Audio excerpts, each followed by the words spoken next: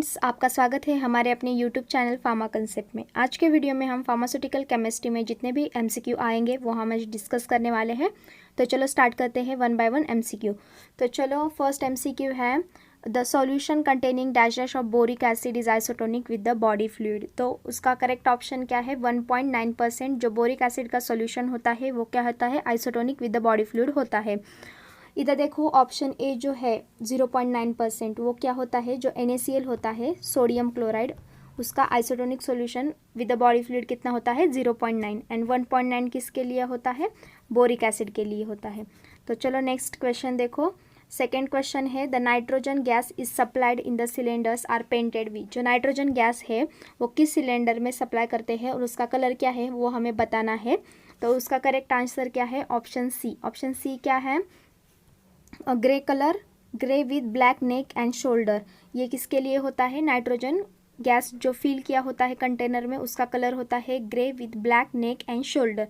तो हमें एक चीज़ याद रखनी है कि जो ऑक्सीजन होता है, कार्बन डाइऑक्साइड होता है, उसके बाद लाफिंग गैस होता है, उसके बाद वो एक नाइट्रोजन होता है, ये सब कंटेनर्स है इसके लिए क्या होते हैं? कलर होते हैं। टू आइडेंटिफाई मतलब हम इजीली आइडेंटिफाई कर सकते हैं कि कौन से सिलेंडर में कौन सा गैस फिल किया है।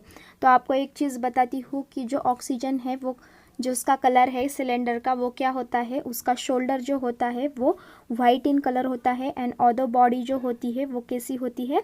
ब्लैक इन कलर होती है। उसके बाद नेक्स्ट देखो जो कार्बन डाइऑक्साइड है, कार्बन डाइऑक्साइड का सिलेंडर जो होता है वो कैसा होता है?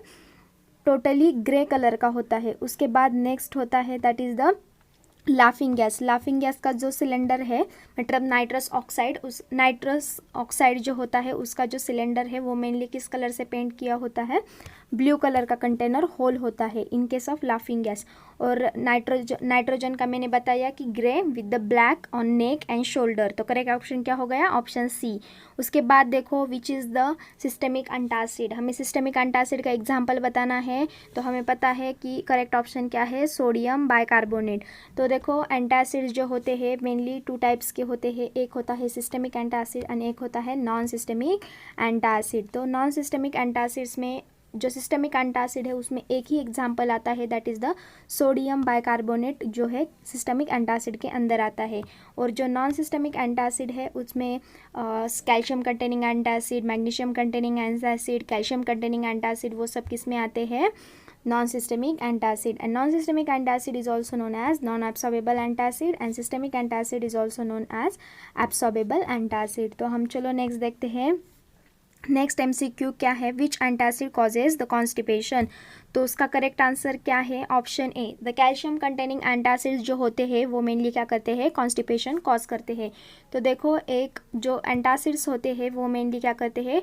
कॉन्स्टिपेशन कॉज करते हैं सम एंटासिड्स। तो उसमें जो देखो एक मैग्नीशियम कंटेनिंग एंटासिड होता है, एक कैल्शियम कंटेनिंग एंटासिड होता है, एक एल्यूमिनियम कंटेनिंग एंटासिड होते हैं। जो calcium and aluminium containing antacid होते हैं वो मेनली क्या करते हैं? कॉन्स्टिपेशन कॉज करते हैं। और जो मैग्नीशियम कंटेनिंग एंटासिड होते हैं वो मेनली क्या कॉज करते हैं?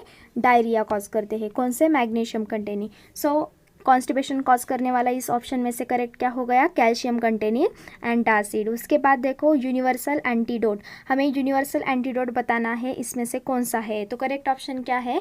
यूनिवर्सल एंटासिड का magnesium oxide, tannic acid and the charcoal. तो चारकोल का हमें कितना पार्ट लेना होता है? 2 पार्ट लेना होता है। Tannic acid and magnesium oxide का कितना लेते हैं? 1 पार्ट लेते हैं। तो हमें एक चीज़ याद रखनी है कि हम यूनिवर्सल एंटासिड क्यों यूज़ करते हैं और हमें इसकी ज़रूरत क्यों है।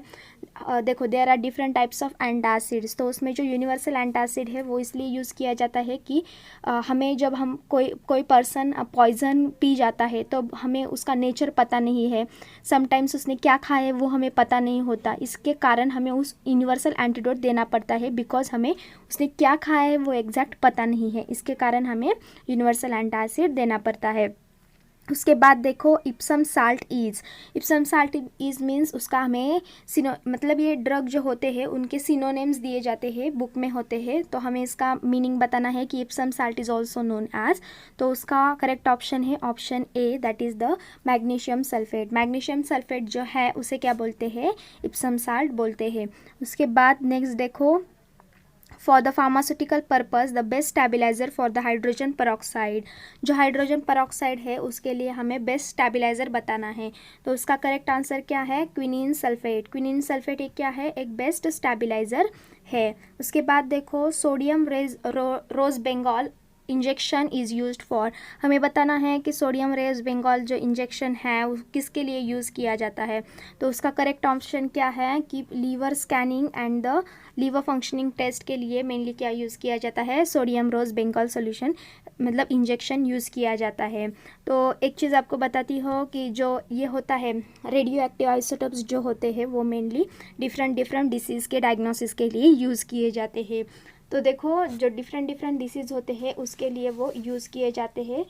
तो जो फर्स्ट ऑप्शन है that is the electrolyte fluid and the determination के लिए हम कौन सा आइसोटोप यूज़ करते हैं? जो अमोनियम ब्रोमाइड जो होता है मीन्स Br82 वो मेनली किसके लिए यूज़ किया जाता है?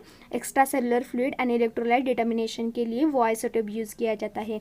लीवर एंड इसके लिए हमने क्या देखा? सोडियम लोज बेंगॉल यूज़ किया जाता है। उसके बाद ये जो दो है नीचे के उनके लिए क्या यूज़ किया जाता है? Indium chloride in chelate form use किया जाता है और इसका सिंबल क्या है? In113M ये है। वो किसके लिए यूज़ किया जाता है? ब्रेन एंड रीनल स्कैनिंग के लिए यूज़ किया जाता है। ओके, आज के वीडियो में हम बस इतना ही देखते हैं। नेक्स्ट जब वीडियो डालेंगे तो उसके आगे का कंटिन्यू करेंगे। ओके, आपको बहुत सारे MCQ में डालने वाली हूँ, आपको उसका नोटिफिकेशन आना चाहिए, इसलिए आप मेरे चैनल को सब्सक्राइब कीजिए। मीन्स आपको हर रोज़ मैं जब MCQ डालूंगी तो आपको नोटिफिकेशन मिलेगा। Thank you for watching the video. If you like the video please like and comment. Okay, thank you for watching. And हाँ, ये एक चीज़ बताना था, कल के वीडियो में मैंने एक क्वेश्चन पूछा था कि which of the following is the largest and the biggest size of capsule. तो हमें पता है जो कैप्सूल होती है उसमें जो लार्ज कैप्सूल होती है वो कौन सी होती है? 000। ये कौन सी होती है? लार्ज कैप्सूल होती है। और जो स्मॉलेस्ट कैप्सूल होती है उसका नंबर क्या होता है? 5। तो करेक्ट ऑप्शन क्या होगा?